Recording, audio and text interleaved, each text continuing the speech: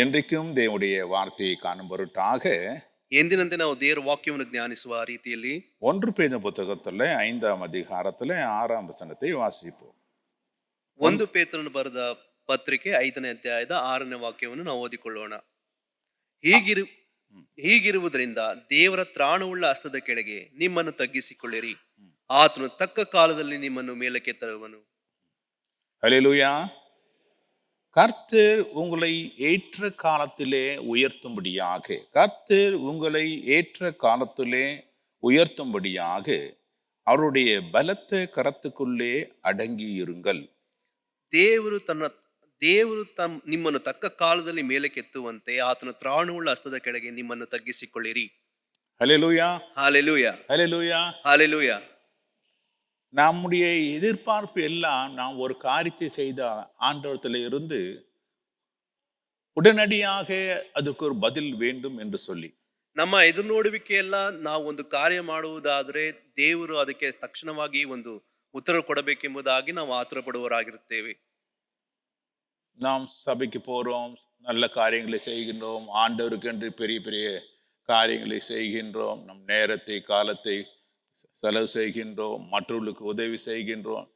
இவர்களுக்கு இப்படிப்பட்ட நன்மையை செய்தேன், வேலையில் நான் இப்படிப்பட்டதான் நன்மையான காரியங்களை நான் செய்தேன், ஆகவே அதுக்கு பிரதிபலன் எனக்கு கிடைக்க வேண்டும் என்றதான ஒரு எதிர்பார்ப்பு நம் எல்லாருக்கும் இருக்கிறது.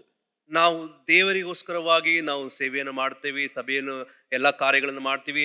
ಆ ಕಾರ್ಯಗಳನ್ನೆಲ್ಲ ಮಾಡುವಂತ ಸಮಯದಲ್ಲಿಯೂ ಸಹ ನಮ್ಮ ಎದುರು ನೋಡುವಿಕೆ ಹೇಗಿರುತ್ತದೆ ಅಂದರೆ, ನಾನು ಇಷ್ಟೆಲ್ಲ ಕಾರ್ಯಗಳನ್ನು ಮಾಡ್ತಾ ಇದ್ದೀನಿ, ಆದರೆ ದೇವರು ನಾನು ನೆನೆಸಿದಂತ ಕಾರ್ಯಗಳನ್ನು ಮಾಡ್ತಾ ಇಲ್ಲವಲ್ಲ ಎಂಬಂತಹ ಒಂದು ಆಲೋಚನೆಯೊಂದಿಗೆ ನಾವು ಕಾಣಲ್ಪಡುತ್ತೇವೆ.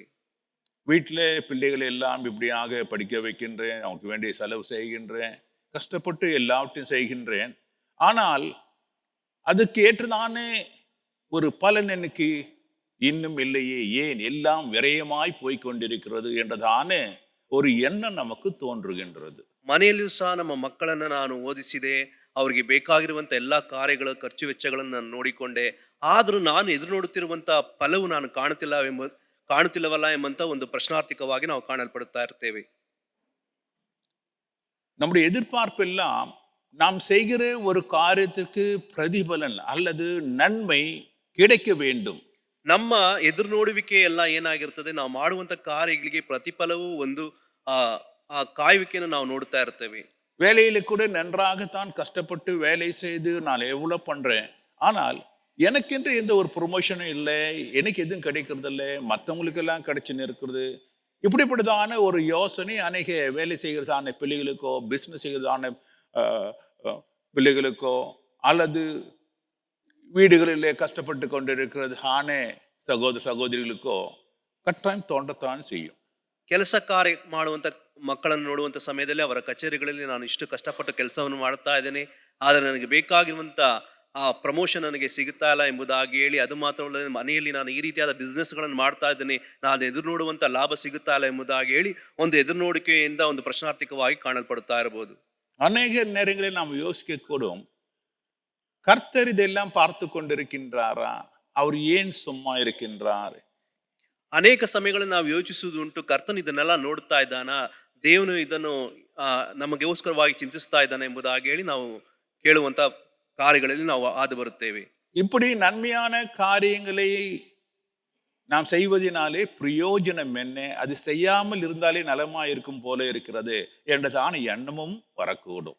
ಈ ರೀತಿಯಾದ ಒಳ್ಳೆ ಕಾರ್ಯಗಳನ್ನು ಮಾಡುವುದರಿಂದ ಏನು ಪ್ರಯೋಜನ, ಈ ಕಾರ್ಯಗಳನ್ನು ಮಾಡುವುದು ಒಳ್ಳೆಯದ ಎಂಬಂತ ಹೇಳುವಂತ ಆಲೋಚನೆಯೂ ಸಹ ನಮ್ಮಲ್ಲಿ ಕಾಣಲ್ಪಡುತ್ತಾ ಇರಬಹುದು. வேதத்திலே இருந்து 2 சம்பவங்களையும் முன்பாக வைக்கும்படி வாஞ்சிக்கின்றேன். ಸತ್ಯವೇದದಿಂದ 2 ಸಂಭವಗಳನ್ನು ನಿಮ್ಮ ಮುಂದೆ ಇಡಲಿಕ್ಕೆ ನಾನು ಇಷ್ಟಪಡುತ್ತೇನೆ. ஒன்று, முதலாவதாக மொர்தெகாய் என்று சொல்லப்படுதான ஒரு யூதனை குறித்ததான ஒரு கதை. ಮೊದಲನೇದಾಗಿ ಮೊರ್ದೆಕಾಯ್ ಎಂಬಂತ ಹೇಳುವಂತ ಒಂದು ಯೂದನನ್ನು ಕುರಿತಾದ ಒಂದು ಕತೆ. மொர்தெகாய் என்றுதானே ஒரு மனுஷனை நம்ம எஸ்தருடைய புஸ்தகத்திலே ನಾವು படிக்கின்றோம். ಮೊರ್ದೆಕಾಯ್ ಎಂಬಂತ ಮನುಷ್ಯನನ್ನು ಕುರಿತಾಗಿ ನಾವು ಎಸ್ತರಳ ಪುಸ್ತಕದಲ್ಲಿ ನಾವು ನೋಡುತ್ತೇವೆ. வேதம் சொல்லுகின்றது, ಸತ್ಯವೇದ ಹೇಳುತ್ತದೆ, எஸ்தர் புத்தகத்திலே 2ஆம் அதிகாரத்திலே, ಎಸ್ತರ್ ಬರೆದ ಪುಸ್ತಕ 2ನೇ ಅಧ್ಯಾಯ 6ஆம் அதிகாரத்திலும் 7ஆம் அதிகாரத்திலும் இப்படியாய் சொல்லப்படுகின்றது. 6 ಮತ್ತು 7ನೇ ವಚನ ಈ ರೀತಿಯಾಗಿ ಹೇಳಲ್ಪಟ್ಟಿದೆ.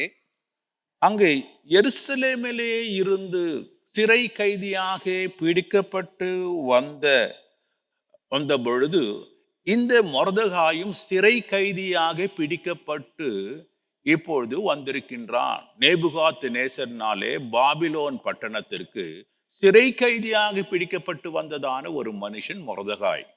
ಇಲ್ಲಿ ನಾವು ನೋಡುತ್ತೀವಿ 2ನೇ ಅಧ್ಯಾಯದ 6ನೇ ವಾಕ್ಯ ಈ ರೀತಿಯಾಗಿ ಹೇಳ್ಪಟ್ಟಿದೆ. ಬಾಬಿಲ್ನ ಅರಸನಾದ ನೆಬೂಕದ್ನೆಚ್ಚರನಿಂದ ಯಹೂದ ರಾಜನಾದ ಯಾಹುಜೋಕಿನೊಡನೆ ಸೆರೆಯೊಯ್ಯಲ್ಪಟ್ಟವರಲ್ಲಿ ಈತನು ಒಬ್ಬನಾಗಿದ್ದಾನೆ.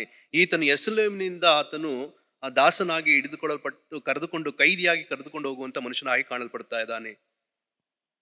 இவன் தன்னுடைய இடத்துல அங்கு இஸ்ரவேல் தேசத்திலே செழுமையாக வாழ்ந்து கொண்டிருந்ததான நாட்களிலே இவனுடைய குடும்பத்தை விட்டு மற்ற இனஜனங்களை விட்டு ஒரு சிறை கைதியாக அங்கு பிடிக்கப்பட்டு பாபிலோனுக்கு நேபுகாத் நேசார் என்று சொல்லப்படுதான அரசனாலே கொண்டு செல்லப்பட்டு அங்க இருக்கிறதான இடத்துல இவளுக்கும் அவளுக்கும் எந்த சம்பந்தமில்லாத ஒரு தேசத்துல பாஷையும் வேறு, கல்ச்சரும் வேறு, உணவுகளும் வேறு, அப்படிப்பட்டதான ஒரு இடத்துல இவன் இவன் அங்கே கொண்டு போகப்படுகின்றான்.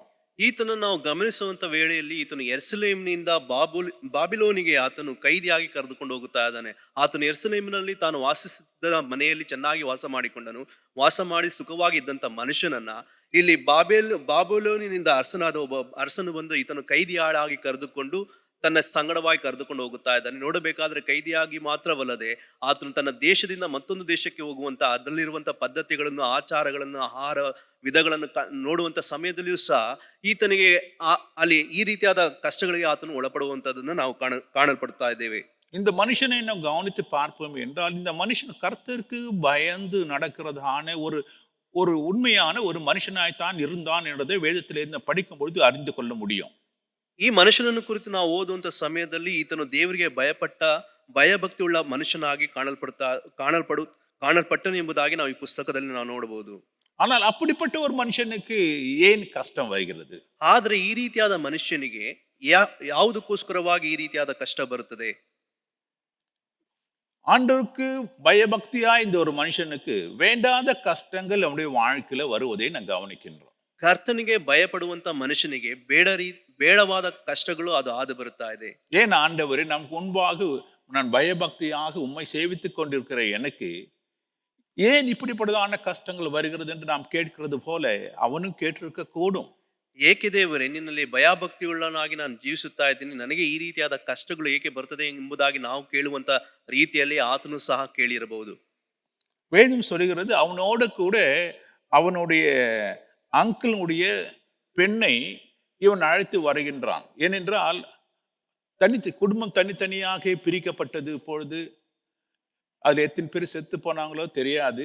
இவனுக்கு அவனோட குடும்பத்திலே மீந்தி இருப்பது அவனுடைய அங்கிளுடைய பெண். அந்த பெண் மாற்றம் அது ஒரு அனாதை பெண். அந்த பெண்ணோடு கூட இவனும் வருகின்றான். அந்த பெண்ணை தன்னுடைய மகளாக எடுத்துக்கொண்டான். அவளுடைய பேர் தான் எஸ்தர் என்று வேதம் சொல்லுகின்றது. ಇಲ್ಲಿ ನೋಡ್ತೀವಿ, ಮೊರ್ದೆಕಾಯಿ ತಾನಾಗಿ ಬರುತ್ತಿಲ್ಲ, ತನ್ನ ಸಂಗಡ ತನ್ನ ಚಿಕ್ಕಪ್ಪನ ಅನಾಥಳಾದ ಮಗಳನ್ನು ಅವಳನ್ನು ಸಹ ಆತನು ಕರೆದುಕೊಂಡು ಬರುತ್ತಾ ಇದ್ದಾನೆ.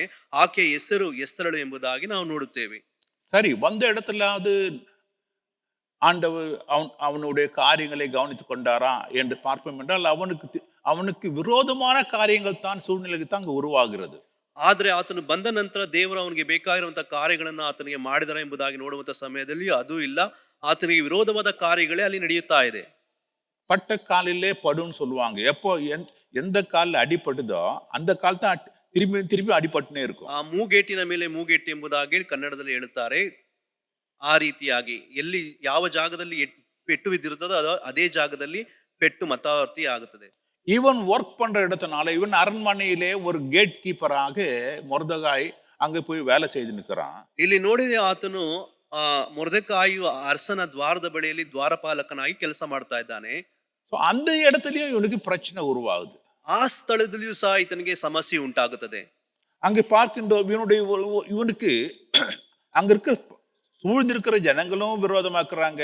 அவனுடைய அதிகாரியும் விரோதமாய் மாறுகின்றான். ಇಲ್ಲಿ ನೋಡಿದ್ರೆ ಅವನ ಸಂಗಡ ವಾಸಿಸುತ್ತಿದ್ದ ಜನರು ಸಹ ಆತನಿಗೆ ವಿರೋಧವಾಗಿದ್ದಾರೆ. ಅಲ್ಲಿರುವಂತ ಅಧಿಕಾರಿಗಳು ಸಹ ಆತನಿಗೆ ವಿರೋಧವಾಗಿ ಕಾಣಲ್ಪಡುತ್ತಾ அது ಇದ್ದಾರೆ. மாத்திரமல்ல, இவனுடைய பழக்க வழக்கங்களுக்கு விரோதமாக, இவனுடைய ரிலீஜியஸ் பிராக்டிஸ்க்கு விரோதமாக இவன் சில காரியங்களை செய்ய வேண்டும் என்ற ஒரு நிர்பந்தத்திலே தள்ளப்படுகின்றான். ಅದು ಮಾತ್ರವಲ್ಲದೆ ಇವನ ಪದ್ಧತಿಗೆ ತದ್ವಿರೋಧವಾಗಿ ಕಾರ್ಯಗಳನ್ನು ಮಾಡಬೇಕೆಂಬುದಾಗಿ ಕಾನೂನುಗಳು ಸಹ ಅಲ್ಲಿ ಹಾದು ಬರ್ತಾ ಇದೆ.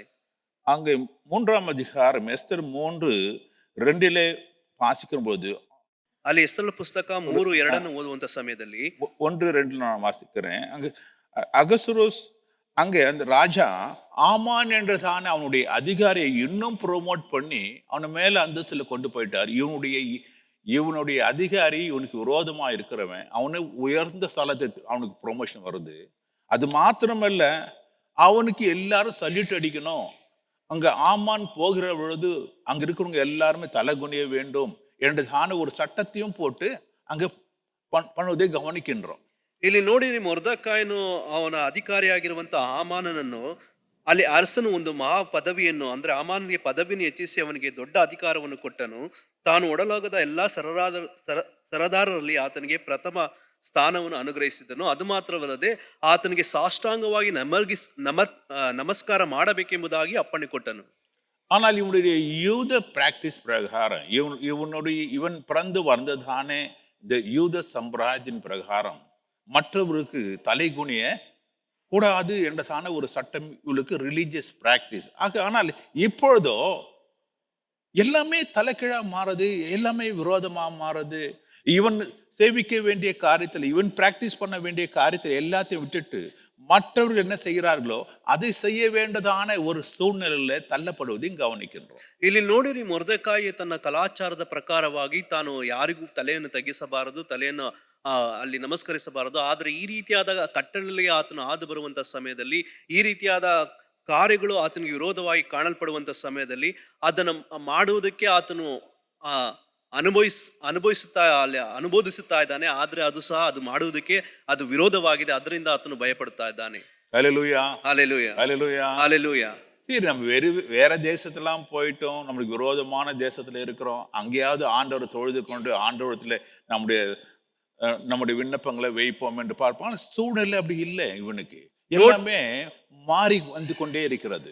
ನೋಡಿರಿ, ಆತನು ಬೇರೆ ದೇಶಕ್ಕೆ ಹೋದನು, ಬೇರೆ ದೇಶದಲ್ಲೂ ಆದರೂ ಹೋಗಿ ದೇವರನ್ನ ನಾವು ಆರಾಧನೆ ಮಾಡಿಕೊಂಡು ನಮಸ್ಕರಿಸಿಕೊಂಡು ನಮ್ಮ ರೀತಿಯಲ್ಲಿ ಇರಬಹುದು ಎಂಬುದಾಗಿ ಯೋಚಿಸಿ ನೋಡುವಂತ ಸಮಯದಲ್ಲಿ ಆ ರೀತಿಯಾಗಿ ಇಲ್ಲ. ಆತನ ಪರಿಸ್ಥಿತಿಗಳು ತದ್ವಿರೋಧವಾಗಿ ಆತನಿಗೆ ನಡೆಯುತ್ತಾ ಇದೆ. அநேகர் நம்முடைய சபையில கூட நிறைய கம்ப்ளைண்ட் பண்ணாங்க, நான் ஜெபிக்கலான்னு பார்த்தா ஜெபிக்க முடியல பாஸ்டர், சூழ்நிலை அப்படி இருக்குது, நான் வீட்டிலையும் ஜெபிக்க முடியல, வெளியிலையும் ஜெபிக்க முடியல, எல்லாம் இருக்கு. ஏன் அப்படிதான் இங்க பாருங்க, இந்த மொர்தெகாய்க்கு அதே சூழ்நிலை வந்தாச்சு. இவனுடைய ரிலீஜியஸ் பிராக்டிஸ் இவனை பண்ண முடியவில்லை. ஏன்? ஆண்டவர் என்ன பண்ணித்தான் இருக்கிறாரு, இதெல்லாம் கவனிக்கலையா? இப்போ நம்ம நன்மை செய்த ஆண்டவருக்கு பிடிக்காதா? ஏன் மௌனமா இருக்கின்றார் என்றுதான கேள்வி நமக்குள்ளே தோன்றும். ನೋಡಿರಿ, ನಮ್ಮ ಸಭೆಯಲ್ಲೂ ಸಹ ಬೋಧಕರ ಬಳಿಯಲ್ಲಿ ಬಂದು ಈ ರೀತಿಯಾಗಿ ಹೇಳುತ್ತಾರೆ, ನಾನು ಪ್ರಾರ್ಥನೆ ಮಾಡುವುದಕ್ಕೆ ನಾನು ಮನೆಯಲ್ಲಿ ಆ ಸಂದರ್ಭವನ್ನು ನೋಡಿದೆ, ಆದರೆ ಮನೆಯಲ್ಲಿ ಆ ರೀತಿಯಾದ ಪರಿಸ್ಥಿತಿಗಳಿಲ್ಲ, ನಾನು ಪ್ರಾರ್ಥಿಸಬೇಕೆಂದು ನನಗೆ ಉತ್ಸಾಹ ಇದೆ ಎಂಬುದಾಗಿ ಹೇಳಿ ಈ ರೀತಿಯಾಗಿ ಹೇಳ್ತಾ ಇರ್ತಾರೆ. ಅದೇ ರೀತಿಯಲ್ಲಿ ಈತನಿಗೂ ಸಹ ಆತನ ಕಲಾಚಾರದ ಪ್ರಕಾರವಾಗಿ ಆತನು ಮತ್ತೊಬ್ಬರನ್ನು ನಮಸ್ಕರಿಸಬಾರದು, ಆದರೆ ಅಲ್ಲಿ ಪರಿಸ್ಥಿತಿಗಳು ನೋಡಬೇಕಾದ್ರೆ ಆತನು ನಮಸ್ಕರಿಸಬೇಕೆಂಬುದ ಒಂದು ಕಾರ್ಯದಲ್ಲಿ ಆತನು ಒಳಗಾಗುತ್ತಾ ಇದ್ದಾನೆ. ಈ ರೀತಿಯಾದ ಪರಿಸ್ಥಿತಿಯಲ್ಲಿ ನಾವು ಸಹ ಕಾಣಲ್ಪಡುತ್ತಾ ಇರಬಹುದು. அது ಮಾತ್ರವಲ್ಲ, இவனுடைய உயிருக்கே இப்பொழுது ஆபத்தும் வந்து விட்டது. ಆತನ ಪ್ರಾಣಕ್ಕೂ ಸಹ ಅಲ್ಲಿ ಕಂಟಕವು ಹಾದು ಬಂದಿದೆ. இந்த ஆமானை இதை கவனித்த பொழுது, இந்த மனுஷன் நமக்கு கீழ்ப்படியவில்லை என்று கவனித்த பொழுது, அவன் பாருங்க, அவன் தலையே வாங்குறதுக்கு என்ன முயற்சி பண்ண வேண்டுமோ சட்ட திட்டங்களை கொண்டு வந்து விட்டான். இந்த யூத குலத்தை, இவன் மாத்திரம் இல்லை, இவனை சார்ந்த அந்த முழு யூத கோத்திரத்தையே அழிக்க வேண்டும் என்று சொல்லி தீர்மானம் பண்ணி ಅದಕ್ಕೆದಾன சட்ட திட்டங்களையும் அவர் ஏற்படுத்திட்டான். ಅಲ್ಲಿ ನೋಡಿರಿ, ಆಮಾನನು ಈತನು ಮೊರ್ದೆಕಾಯನನ್ನು ನಮಸ್ಕರಿಸುತ್ತಾ ಇಲ್ಲ ಎಂಬುದಾಗಿ ತಿಳಿದು ಆತನಿಗೆ ವಿರೋಧವಾಗಿ ಪ್ರಾಣ ತೆಗೆಯಬೇಕಾಗಿರುವಂತ ಎಲ್ಲಾ ಕಾನೂನುಗಳನ್ನು ಆತನು ಕಂಡು ತರ್ತಾ ಇದ್ದಾನೆ. ಅದು ಮಾತ್ರವಲ್ಲದೆ ಇವನನ್ನು ಕೊಲ್ಲಬೇಕು ಎಂಬುದಾಗಿ ಆತನು ತೃಪ್ತಿಗೊಳ್ಳದ ಹಾಗೆ ಆತನು ತನ್ನ ಎಲ್ಲಾ ಯಹೂದ ರಾಜ್ಯದಿಂದ ಬಂದಂತ ಎಲ್ಲಾ ಮಕ್ಕಳನ್ನು ನಾಶ ಮಾಡಲು ಆತನು ಒಳಸಂಚನ್ನು ಮಾಡ್ತಾ ಇದ್ದಾನೆ. நாம் கேள்வி கேட்கக்கூடும், ஆண்டவர் என்ன செய்து கொண்டிருக்கின்றார்? ನಾವು ಪ್ರಶ್ನೆಯನ್ನು ಮಾಡಬಹುದು, ದೇವರು ಏನು ಮಾಡ್ತಾ ಇದ್ದಾರೆ ಎಂಬುದಾಗಿ ಹೇಳಿ. வேதம் என்ன சொல்கிறது? ಸತ್ಯವೇದವು ಏನು ಹೇಳುತ್ತದೆ? அவர் உங்களை ஏற்ற காலத்திலே உயர்த்தும்படிக்கு ಅವರು ನಿಮ್ಮನ್ನು ತಕ್ಕ ಸಮಯದಲ್ಲಿ ನಿಮ್ಮನ್ನು ಎತ್ತುವಂತೆ அவருடைய பலத்த கரத்துக்குள்ளே அடங்கி இருங்கள். ದೇವರ ಶಕ್ತಿಶಾಲಿಯಾದ ಕೈಗಳ ಕೆಳಗೆ ಆಧೀನರಾಗಿರ್ರಿ. நமக்கு வில் கெட் அஜிடேட்டட். நமக்குள்ள ஒரு கொந்தளம் வரத்தான் செய்கிறது. ನಮ್ಮಲ್ಲಿ ಒಂದು ಗೊಂದಲ ಉಂಟಾಗುತ್ತದೆ. சில பேர் மற்றவங்க நம்ம இருந்து கேட்பான், இவரு நீ சொல்றிய இது சாமி, அவரு என்ன சாமியா, இந்நேரத்துக்கு நீ இவ்வளோ நல்லா பண்ணிட்டு தான் இருக்கிற, உனக்கு என்ன நடக்குது பார்த்தியா அப்படின்னு அநேக கேட்கும்போது நமக்குள்ள ஒரு கொந்தளம் வருது. ಅನೇಕರು ಈ ರೀತಿಯಾಗಿ ಕೇಳುತ್ತಾರೆ, ನೀನು ನಮಸ್ಕರಿಸುತ್ತಿರುವಂತ ಒಂದು ದೇವರ ಈ ರೀತಿಯಾದ ಕಾರ್ಯಗಳನ್ನ, ಒಳ್ಳೆಯ ಕಾರ್ಯಗಳನ್ನೆಲ್ಲ ನೀನು ಮಾಡ್ತಲೇ ಇದೆಯಾ ಎಂಬುದಾಗಿ ಹೇಳಿ ನಿಮ್ಮನ್ನು ನೋಡಿ ಅನ್ಯ ಜನರು ಕೇಳುತ್ತಾರೆ. வேதம் சொல்லுகிறது, அவர் உங்களை ஏற்ற காலத்திலே to the in due time, அங்க டியூ டைம் என்றதான வார்த்தை ஏற்ற காலத்துல. சோ ஆண்டவர் காலத்தை நிர்ணயிச்சிருக்கிறார் ஒவ்வொரு மனுஷனுக்கும். ನೋಡಿರಿ, ದೇವರು ಹೇಳ್ತಾರೆ, ದೇವರು ತನ್ನ ಸಮಯದಲ್ಲಿ, ಅಂದ್ರೆ ಆತನ ದೇವರ ಸಮಯದಲ್ಲಿ, ತನ್ನ ಸಮಯದಲ್ಲಿ ದೇವರು ಒಬ್ಬೊಬ್ಬರನ್ನು ಆತನು ಎತ್ತುತ್ತಾನೆ. ದೇವರು ಒಬ್ಬೊಬ್ಬರಿಗೆ ಒಂದು ಸಮಯವನ್ನು ಇಟ್ಟಿರುತ್ತಾನೆ. நான் அடிக்கடி உங்களோட சொல்ற வார்த்தை என்ன என்றால், ஆண்டவருக்கு எல்லாம் தெரியும். அதனுடைய நேரத்திலே நேர்த்தியாய் செய்கிற தேவன். ಬೋಧಕರು ಆಗಾಗ ಹೇಳುವಂತ ಕಾರ್ಯಗಳು ಅದರ ಕಾಲದಲ್ಲಿ, ಅದರ ವೇಳೆಯಲ್ಲಿ ದೇವರು ಅದನ್ನು ಚೆನ್ನಾಗಿ ಮಾಡುವಂತ, ಸುಂದರವಾಗಿ ಮಾಡುವಂತ ದೇವನಾಗಿದ್ದಾನೆ. அதுவரையும் நம்ம என்ன பண்ணி நிக்கணும்? ಅದರವರೆಗೂ ನಾವು ಏನು ಮಾಡ್ತಾ ಇರಬೇಕು? கர்த்தருடைய கரத்திலே நீ அடங்கி பொறுமையாயிரு. ಕರ್ತನ ತ್ರಾಣವುಳ್ಳ ಹಸ್ತದೊಳಗೆ ನಿನ್ನನ್ನು ನೀನು ತಗ್ಗಿಸಿಕೋ, ನಿನ್ನನ್ನು ಅಧೀನರಾಗಿರು. இப்போ தலை போற காரியம் வந்துடுச்சு ಮೊರ್ದೆಕಾய்க்கு. ಈಗ ತಲೆ ಹೋಗುವಂತ ಕಾರ್ಯವು ಮೊರ್ದೆಕಾಯಿಗೆ ಉಂಟಾಯಿತು. சும்மா இருக்க முடியுமா? ಸುಮ್ಮನೆ ಇರುವುದಕ್ಕೆ ಸಾಧ್ಯವಾ? என்ன பண்ணு பாக்குறான், அங்க எங்க அலையிறான். ಏನು ಮಾಡುವುದು ಎಂಬುದಾಗಿ ಹೇಳಿ ಆ ಕಡೆ ಈ ಕಡೆ ಆತನು ಅಲಿಯುತ್ತಾ ಇದ್ದಾನೆ. கர்த்தர் சும்மா இருந்தாரா? ಅಲ್ಲಿ ದೇವರು ಸುಮ್ಮನೆ ಇದ್ದಾರಾ? பாருங்க, அதே நேரத்துல அவரும் ஒரு பேரலா ஒர்க் பண்ணினே இருக்கிறாரு. கடவுளும் இவன் கஷ்டப்பட்டுங்கிற அதே நேரத்துல ஆண்டவரும் அங்க ஒரு பேரலா ஒர்க் பண்ணிட்டு தான் இருக்கிறாரு. அங்க இவனுடைய மகளாக எண்ணப்படுகின்ற அந்த எஸ்தரை இப்பொழுது ஒரு ராணியா மாற்றுவதற்காக கர்த்தரோடு கொண்டு வந்து அந்த அதே அரண்மனையிலே வைத்து, இப்பொழுது அவள் அந்த ராஜ்யத்திற்கு உரியதான அந்தஸ்துல பாஸ் ஆகி அவ்வளோ ஜனங்கள்ல செலக்ஷன்ல இவதான் ஃபர்ஸ்ட்னு வந்து அதை ராஜா ஏற்றுக்கொண்டு அவளை ராஜாத்தியாகவும் மாற்றி, இது எல்லாம் ஒரு பேரலா நடந்துனே இருக்குது. பாருங்க, இங்க கஷ்டப்பட்டுனே இருக்கிறான், இதுக்கும் அதுக்கும் சம்பந்தம் இல்லாத மாதிரி இருக்குது.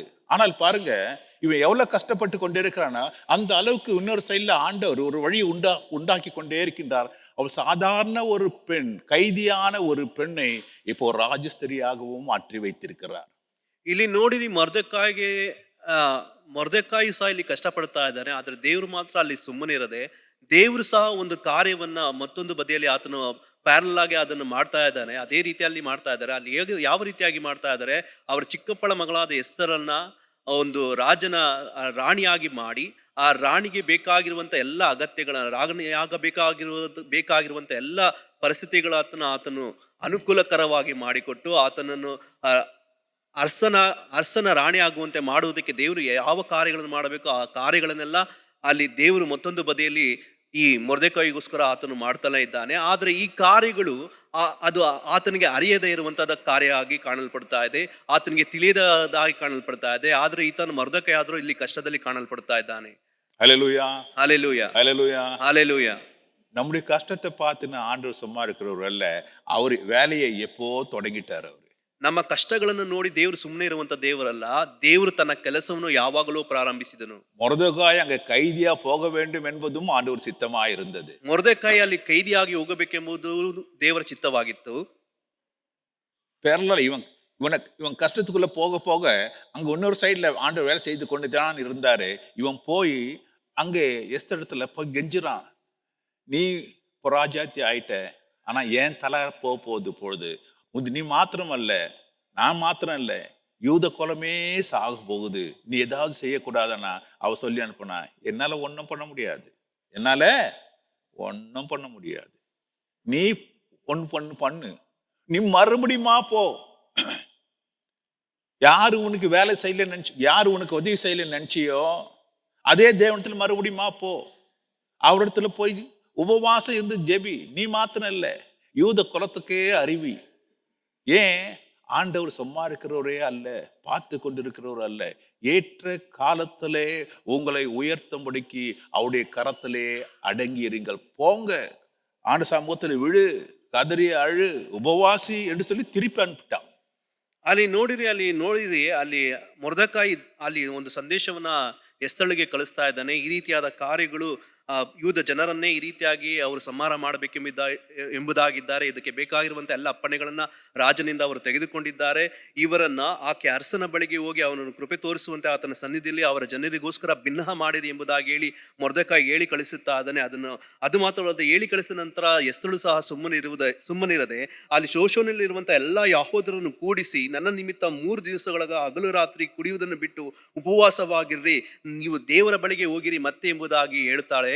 ಅದು ಮಾತ್ರವಲ್ಲದೆ ದೇವರ ಬಳಿಯಲ್ಲಿ ಹೋಗಿ ನೀವು ಭಿನ್ನಹ ಮಾಡಿರಿ, ದೇವರು ನಿಮಗೆ ದಯ ತೋರಿಸ್ತಾರೆ ಎಂಬುದಾಗಿ ಹೇಳುವಂತ ಕಾರ್ಯಗಳನ್ನ ಇಲ್ಲಿ ನಾವು ನೋಡ್ತಾ ಇದ್ದೇವೆ. ஹல்லேலூயா, ஹalleluya, ஹல்லேலூயா, ஹalleluya. பாருங்க, நீ எங்க சுத்தினாலும் உனக்கு வேண்டியதான பதில் வேற எங்கேயும் இல்லை, அது ஆண்டவரத்தில் மாத்திரம்தான் உண்டு. ನೋಡಿ, ನಿಮಗೆ ಬೇಕಾಗಿರುವಂತಹ ಆ ಕೃಪೆ ತೋರಿಸುವಂತಹ ಕಾರ್ಯಗಳು ದೇವರ ಸನ್ನಿಧಾನದಲ್ಲೇ ಬಿಟ್ಟು ಬೇರೆ ಕಡೆ ಇಲ್ಲ. நம்ம அங்க இருக்கோம், இங்க இருக்கோம், என்ன பண்ணலாம் அங்கலாய்த்து கொண்டு இருப்போம். இந்த மறுபடி வேதம் சொல்லுது, நீ அவர் கரத்திலே அடங்கியிரு. ನೋಡಿ, ನಾವು ಏನು ಮಾಡಬೇಕೆಂಬುದಾಗಲಿ ಆ ಕಡೆ ಈ ಕಡೆ ಅಲಿಯುತ್ತಾ ಇರ್ತೇವೆ. ಆದ್ರೆ ನಾವು ದೇವರ ಸನ್ನಿಧಿಯಲ್ಲಿ, ದೇವರ ಕರದಲ್ಲಿ ನಮ್ಮನ್ನು ತಗ್ಗಿಸಿಕೊಳ್ಳುವಂತ ಸಮಯದಲ್ಲಿ ಆ ದಿನ ಆಗಿರುವಂತ ಸ್ಥಳ ಬಿಟ್ಟರೆ ಬೇರೆ ಸ್ಥಳವಿಲ್ಲ. சரி, இவங்க போய் 3-4 உபவாசம் செஞ்சிருக்கிறாங்க பாருங்க. ஆனால் வேதம் என்ன சொல்லுது? இந்த ஆமான் சும்மா இருந்தானா, அவன் போய் இவனு மொர்தெகாய் தூக்குல போடுறதுக்கோசம் அங்க வர தூக்கு மேடை செய்து ரெடி பண்ணிட்டான். ಇಲ್ಲಿ ನೋಡಿರಿ, ಇಲ್ಲಿ ಇವರು ಯಾಹೂದರು ಉಪವಾಸ ಮಾಡ್ತಾ ಇದ್ದಾರೆ. ಆದರೂ ಇಲ್ಲಿ ಆತನ ಅಧಿಕಾರಿಯಾದ ಆಮಾನ ಏನೇನ್ ಮಾಡ್ತಾ ಇದ್ದಾನೆ, ಇವನಿಗೋಸ್ಕರವಾಗಿ ಒಂದು ನೇಣು ಮರವನ್ನ ಆತನು ಸಿದ್ಧ ಮಾಡ್ತಾ ಇದ್ದಾನೆ. ஹல்லேலூயா, ஹalleluya. நான் ஜெபிச்ச உடனே டக்குன்னு ஆண்டவர் பதில் அனுப்பிச்சிடுவாரு அப்படின்னு நம்ம நிறைய பேர் நினைக்கிறோம். ನಾವು ಪ್ರಾರ್ಥನೆ ಮಾಡಿದ ತಕ್ಷಣ ದೇವರು ನಮಗೆ ಅಂದ್ರೆ ನಮಗೆ ಉತ್ತರವನ್ನು ಕೊಟ್ಟು ಬಿಡುತ್ತಾನೆ ಎಂಬುದಾಗಿ ಅನೇಕರು ನೆನೆಸುತ್ತಾರೆ. ஆண்டவரே, நீர் இங்க இருந்தீரானால் இங்க இந்த லாசரு செத்திருக்க மாட்டானே ஆண்டவரே. நீ போயிட்டியே, கரெக்டா டைம் வரும்போது நீ பாட்டுன்னு கிளம்பி போயிட்டியே ஆண்டவரே.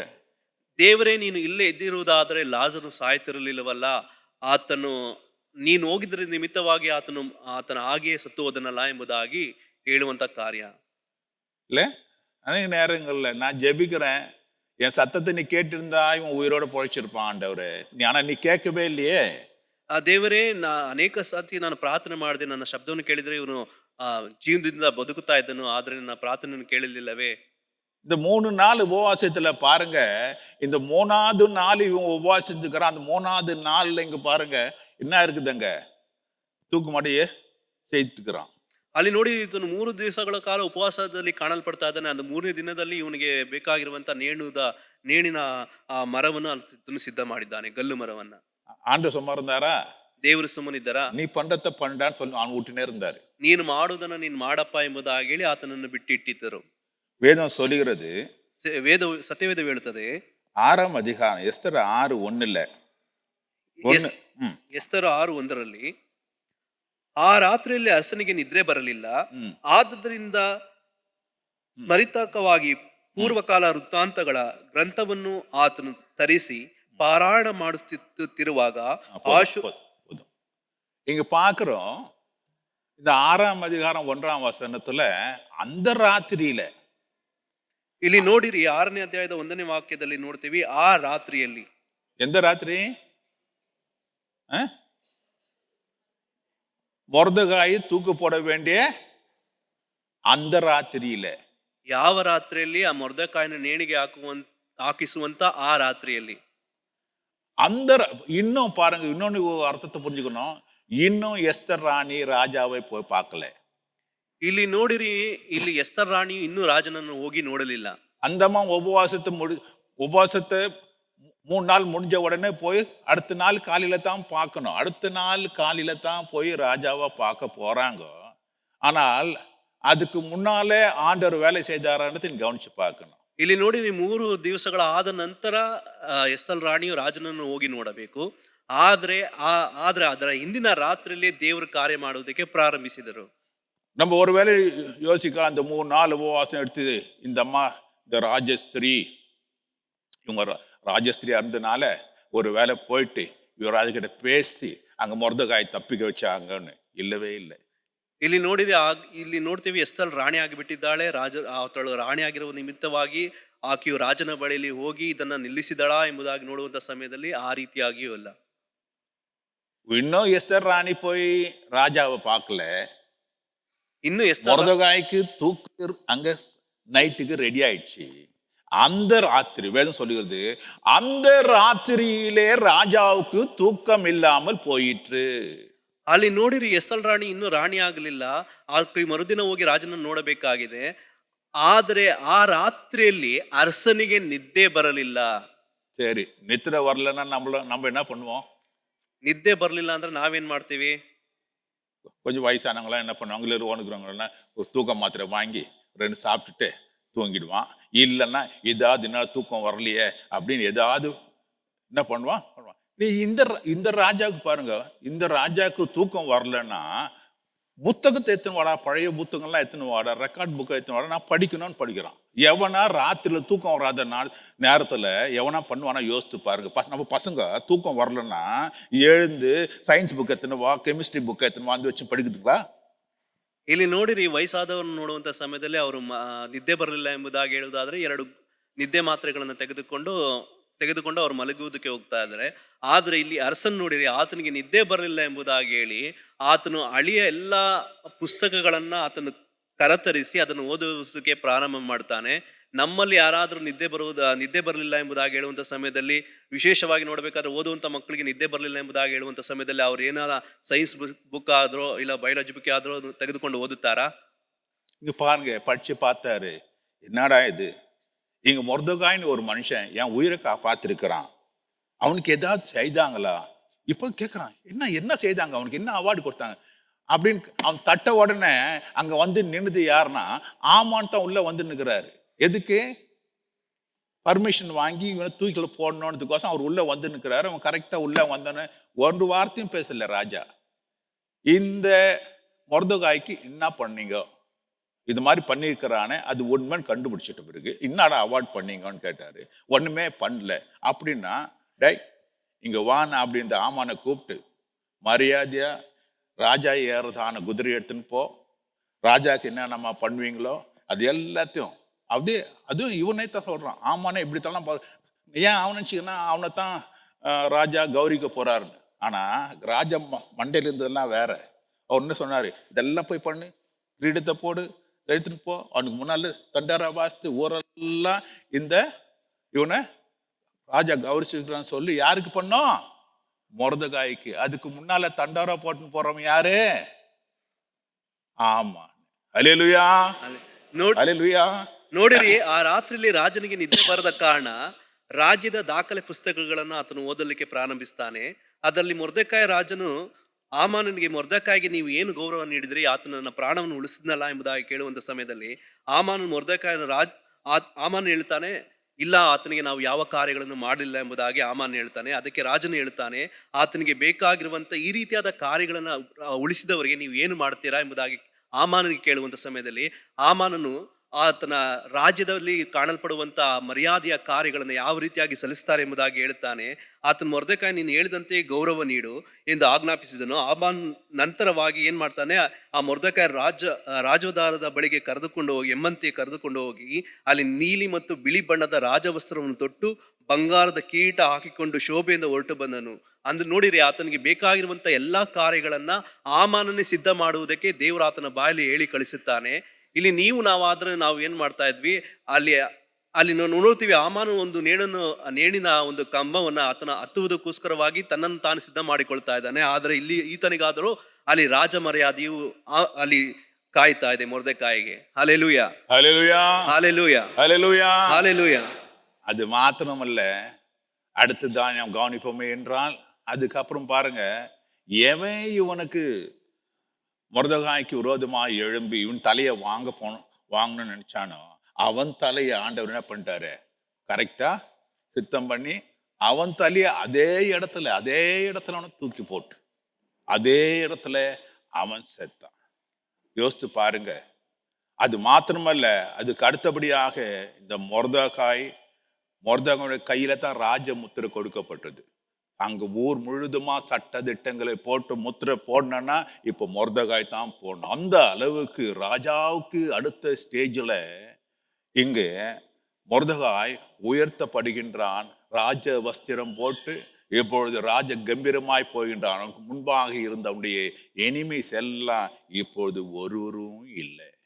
ಅಲ್ಲಿ ನೋಡಿರಿ, ಹಾಮಾನನು ಅಲ್ಲಿ ಆತನು ಏರಿಸಿದ ಆತನು ಮಾಡಿಸಿದ ಗಲ್ಲು ಕಂಬದಕ್ಕಲ್ಲಿ ಆತನೇ ಹೋಗಿ ಅಲ್ಲಿ ಪ್ರಾಣವನ್ನು ಕೊಡುವುದಕ್ಕೆ ಅಲ್ಲಿ ಪ್ರಾರಂಭವಾಯಿತು. ಆತನು ಯಾವುದಕ್ಕೋಸ್ಕರವಾಗಿ ಮೊರ್ದೆಕಾಯಿ ಆತನು ನೇಣು ಹಾಕಿಸಬೇಕೆಂಬುದಾಗಿ ಆತನು ತೀರ್ಮಾನಿಸಿದನೋ ಆ ಕಾರ್ಯಗಳು ನಡೆಯದೆ ತದ್ವಿರುದ್ಧವಾಗಿ ಆತನು ಮಾಡಿದಂತ ಆ ಆ- ಆ ನೇಣಿನ ಆ ಮರದಲ್ಲಿ ಆತನಿಗೆ ಅಲ್ಲಿ ಗಲ್ಲು ಶಿಕ್ಷೆ ಆಯಿತು. ಅದು ಮಾತ್ರವಲ್ಲದೆ ಈತನಿಗೆ ರಾಜ್ಯದ ಮುತ್ತು ಉಂಗುರವನ್ನ ಅಲ್ಲಿ ಅಲ್ಲಿ ದಯಪಾಲಿಸಿದರು. ಅದು ಈತನು ಏನನ್ನು ಆಜ್ಞಾಪಿಸುತ್ತಾನೋ ಒಂದು ಉನ್ನತವಾದ ಅಧಿಕಾರವನ್ನ ಮೊರ್ದೆಕಾಯಿಗೆ ದೇವರು ಅನುಗ್ರಹಿಸಿದನು. ஹல்லேலூயா, ஹalleluya, ஹல்லேலூயா. ஹalleluya. ஏற்ற காலம் வர வரையும் அங்க மொர்தெகாய் கர்த்தருடைய கரத்திலே அடங்கி இருக்க வேண்டிய ஒரு சூழ்நிலை அங்கு உருவாயிற்று. ತಕ್ಕ ಸಮಯ ಬರುವವರೆಗೂ ಮೊರ್ದೆಕಾಯಿಯು ಆತನು ತನ್ನನ್ನು ತಗ್ಗಿಸಿಕೊಳ್ಳುವಂತಹ ಸ್ಥಿತಿಯಲ್ಲಿ ಕಾಣಲ್ಪಡಬೇಕಾಗಿತ್ತು. ஏதோ இஸ்ரவேல்ல ஒரு மனுஷனை ஆண்டு கொண்டு வந்து அது சிறை கைதியாய் கஷ்டம் பிரச்சனை எல்லாவற்றிலேயும் கூட அவன் அப்படியா கொஞ்சம் கொஞ்சமா செயல் பண்ணி போறான். ஆனாலும் கூட ஒன்றை நாம் கவனிக்கின்றோம், இவன் அந்த இடத்திலும் கூட தேவனுக்கு முன்பாக பயந்த ஒரு மனுஷனா இருந்தான். இவனால் வளர்க்கப்பட்டதானே அந்த ராஜஸ்திரியாய் மாறின எஸ்தரும் கூட தேவ பய பக்தியிலே வளர்ந்தவளாய் காணப்பட்டாள் என்பதை நாம் அறிந்து கொள்ள வேண்டும். ನೋಡಿ, ಮೊರ್ದೆಕಾಯಿ ಯೆರೂಸಲೇಮಿನಿಂದ ಆತನು ಈ ಸ್ಥಳಕ್ಕೆ ಬರುವಂತ ಸಮಯದಲ್ಲಿ ಆತನು ದೇವರಿಗೆ ಆಧೀನನಾಗಿ ದೇವರಿಗೆ ಭಯಪಟ್ಟು ಆತನು ಮಾಡಬೇಕಾಗಿರುವಂತಹ ಕಾರ್ಯಗಳನ್ನು ಆತನು ಮಾಡಿದ ನಿಮಿತ್ತವಾಗಿ, ಅದು ಮಾತ್ರವಲ್ಲದೆ ಆತನು ರೂಢಿಸಿಕೊಂಡಂತ ಬಂದಂತ ಪದ್ಧತಿಗಳನ್ನ ಆತನು ಮಾತ್ರ ಅಳವಡಿಸಿಕೊಳ್ಳದೆ ಆತನ ಸಂಗಡ ಬದ್ದಂತ ಎಸ್ತರು ಸಹ ಅದನ್ನ ಅಳವಡಿಸಿ ಭಯಭಕ್ತಿ ಇದ್ದಂತ ಕಾರಣ ಈ ದೇವರು ಇವರನ್ನು ಉನ್ನತ ಸ್ಥಾನಕ್ಕೆ ಆತನು ಏರಿಸಿದರು. ஹல்லேலூயா, ஹalleluya. அதே விதத்தில் நான் கவனிப்போம் என்றால் யோசேப்பினுடைய வாழ்க்கையில அவன் கடவுளுக்கு முன்பாக ஒரு பயந்த மனுஷன், சிறு வயதிலிருந்தே பயந்து தேவனுக்கு முன்பாக நடக்கிறதான ஒரு மனுஷன். ஆனாலும் அவனுடைய வாழ்க்கையிலே கஷ்டங்கள். அவனுடைய சொந்த சகோதரர்களே அவனை கொண்டு போய் கிணற்றுல போடுறாங்க. அங்கிருந்து சிறை கைதியாய் விற்கப்படுகின்றான். அங்கிருந்து போய் போர்த்திபார் வீட்டில் போய் வேலை பண்றான். அங்கு வேதம் சொல்லுகிறது, அவன் இந்த போர்த்திபார் வீட்டில் வேலை செய்த பொழுது கூட உண்மையும் உத்தமாய் செய்தான். வேதம் சொல்றது, கர்த்தர் அவனோட கூட இருந்ததை அந்த போர்த்திபார் அறிந்து அந்த வீட்டுடைய எல்லா அதிகாரத்தையும் அவையில கொடுத்தான் என்று வேதம் சொல்லுகிறது. ಅಲ್ಲಿ ನೋಡಿರಿ, ಮತ್ತೊಬ್ಬ ಜೀವಿತವನ್ನು ಗಮನಿಸುವಂತ ವೇಳೆಯಲ್ಲಿ ಅದು ಯೋಸೋಫನಾಗಿದ್ದಾನೆ. ಯೋಸೋಫನು ಸಹ ದೇವರಿಗೆ ಭಯ ಪಡುವಂತ ಮನುಷ್ಯನಾಗಿದ್ದನು, ಭಯಭಕ್ತಿ ಉಳ್ಳವಂತವನಾಗಿ ಕಾಣಲ್ಪಟ್ಟನು. ಆದರೂ ಸಹ ಅವರ ಅಣ್ಣ ತಮ್ಮಂದಿರು ಸಹ ಆತನನ್ನು ಗುಳಿಯಲ್ಲಿ ಹಾಕಿ ಇವನನ್ನು ಸಾಯಿಸಬೇಕೆಂಬುದು ತೀರ್ಮಾನಿಸುತ್ತಾರೆ. ಆದರೆ ಆ ಸಮಯದಲ್ಲಿ ಅಲ್ಲಿಂದ ಯೋಸೋಫನನ್ನು ತೆಗೆದುಕೊಂಡು ಹೋಗಿ ಅಲ್ಲಿ ಇಷ್ಮಾಯೇಲ್ ಐಗುಪ್ತದ ಸೇರಿದಾಗ ಐಗುಪ್ತ ದೇಶಕ್ಕೆ ಸರಿಯಾಗಿ ಹೋಗುತ್ತಾನೆ. ಅಲ್ಲಿ ಫರೋನನು ಉದ್ಯೋಗಸ್ಥನು ಮೇಲ್ಗಾವನಾಗಿದ್ದಂಥ ಪೋಟಿಫರನ ಮನೆಯಲ್ಲಿ ಆತನು ಉಳುಕೊಳ್ಳುತ್ತಾನೆ. ಅದು ಮಾತ್ರವಲ್ಲದೆ ಉಳುಕೊಳ್ಳುವುದಲ್ಲದೆ ಆ ಪೋಟಿಫರನ ಮನೆಯಲ್ಲಿಯೂ ಸಹ ದೇವರು ಆತನ ಸಂಗಡವಾಗಿದ್ದಾನೆ ಎಂಬುದಾಗಿ ಪೋಟಿಫರನ ಅರಿತು ಎಲ್ಲ ಅಧಿಕಾರವನ್ನು ಆತನು யோசேஃபನಿಗೆ ಕೊಡುತ್ತಾನೆ. ஹல்லேலூயா, ஹalleluya. ஆனால் ಆದರೆ அவன் வேலை செய்யற இடத்துல கூட பாருங்க எவ்வளவு உண்மையும் உத்தமாய் அவன் இருந்தான் என்பதை கவனித்து பார்க்க. ಆತನು ಕೆಲಸ ಮಾಡುವಂತ ಸ್ಥಳದಲ್ಲಿಯೂ ಸಹ ಆತನು ಎಷ್ಟು ಉತ್ತಮನಾಗಿ ಕಾಣಲ್ಪಟ್ಟನೆಂಬುದಾಗಿ ನಾವು ನೋಡಬಹುದು. அந்த போர்த்திபாரின் மனைவி இடத்திலே வந்து நான் உன்னோடு கூட சயனிக்க வேண்டும் என்று சொல்லுதான வேலையிலும் கூட அவன் இது தேவனுக்கு விரோதமான ஒரு காரியம், நான் இந்த விரோதமான காரியத்தை நான் செய்யக்கூடாது என்று சொல்லி அவன் தப்பித்து ஓடினான்.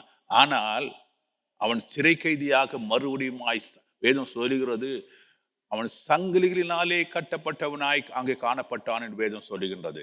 அவன் அப்படியாக யோசேப்பு சிறை கைதியாக சிறையிலே அடைக்கப்பட்டான். செய்யாத ஒரு குற்றம், உண்மையா இருந்ததுக்காக வந்ததான ஒரு பலன். நீயா நானா இருந்திருந்தானா ஆண்டவத்தை கட்டாயம் சொல்லியிருப்பேன், நான் உண்மையா இருந்ததுனால உண்மையா ஆராதித்ததுனால இதுதான் எனக்கு கிடைக்கிற பலனா என்று சொல்லி.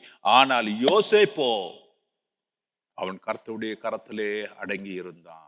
ಅಲ್ಲಿ ನೋಡಿರಿ, ಅದು ಮಾತ್ರವಲ್ಲದೆ ಅಲ್ಲಿಯೂ ಸಹ ಆತನಿಗೆ ಕಷ್ಟವು ಪ್ರಾರಂಭವಾಗುತ್ತದೆ. ಯಾವ ರೀತಿಯಾದ ಕಷ್ಟ ಪ್ರಾರಂಭವಾಗುತ್ತದೆ?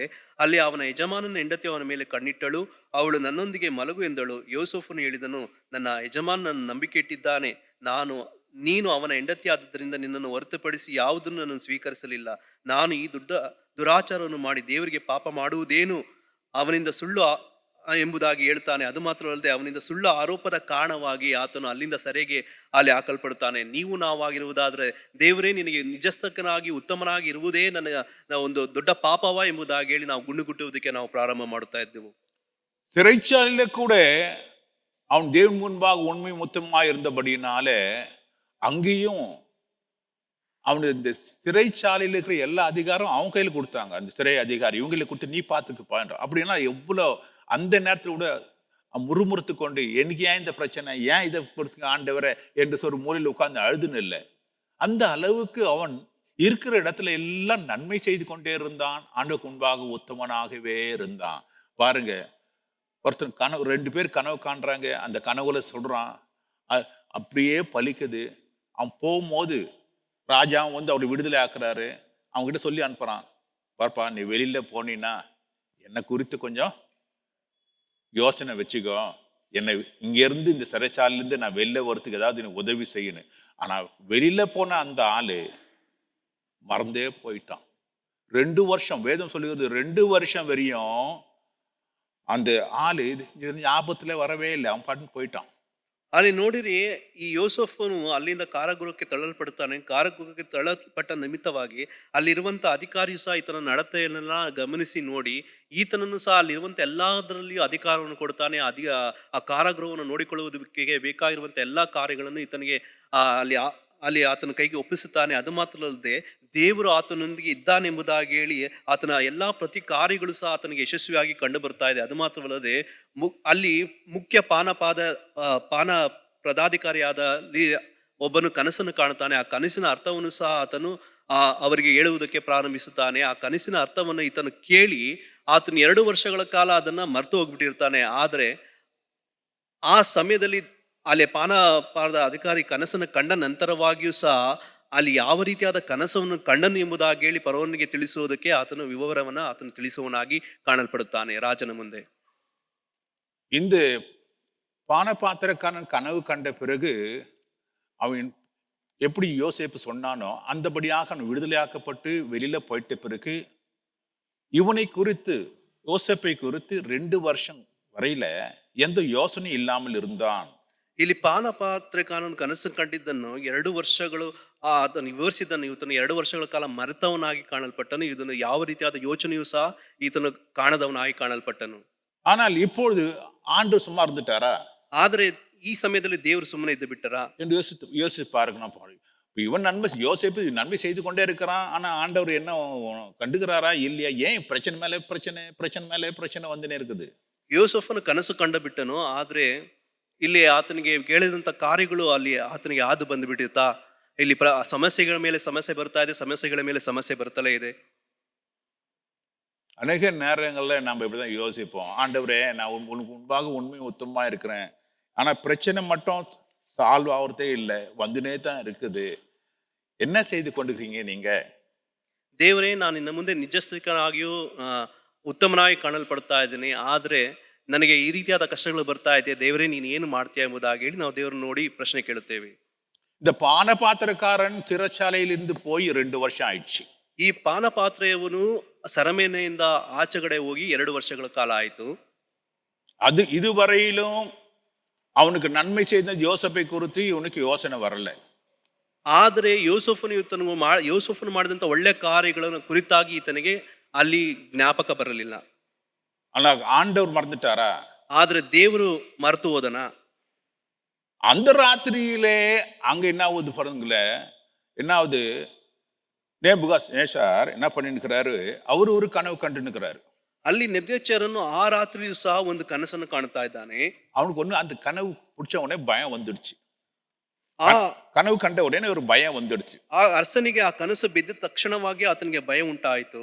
ಇದು ಅರ್ಥ ಏನன்னு கேட்டான். ಆತನು ಇದರ ಅರ್ಥ ಏನೆಂಬುದಾಗಿ ಕೇಳಿದನು.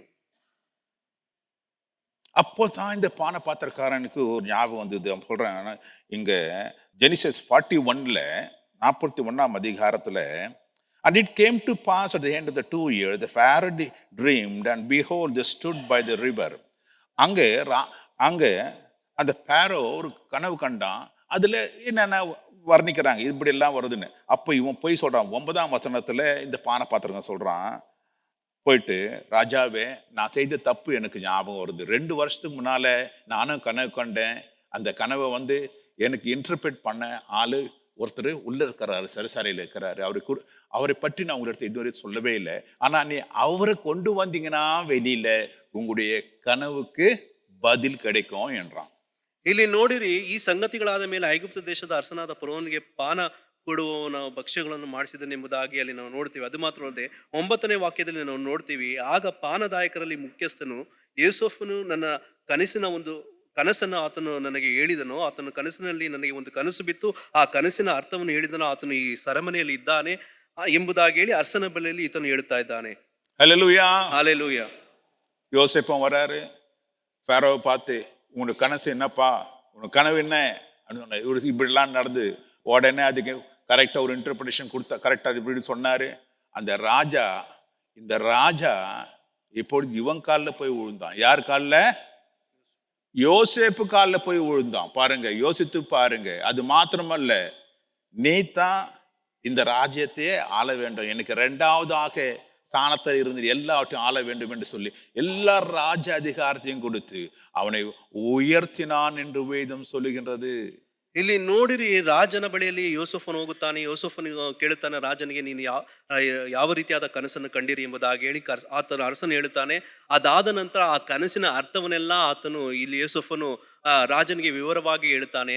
ಅದಾದ ನಂತರ ರಾಜನು ಏನ್ ಮಾಡ್ತಾನೆ, ಈ ಕನಸಿನ ಅರ್ಥವನ್ನು ಹೇಳಿದನು ಎಂಬುದಾಗಿ ಹೇಳಿ ತನ್ನ ರಾಜ್ಯದ 2ನೇ ಸ್ಥಾನವನ್ನ ಯೋಸೇಫನಿಗೆ ಕೊಡ್ತಾನೆ. ಅದು ಮಾತ್ರ ಅಲ್ಲದೆ ನನ್ನ ರಾಜ್ಯದ ಎಲ್ಲಾ ವಹಿವಾಟುಗಳನ್ನ, ಎಲ್ಲಾ ಕಾರ್ಯಗಳನ್ನ ನೀನೇ ನೋಡಿಕೊಳ್ಳಬೇಕೆಂಬುದಾಗಿ ಹೇಳಿ ಆತನಿಗೆ ಅಧಿಕಾರವನ್ನು ಸಹ ಕೊಡುತ್ತಾನೆ.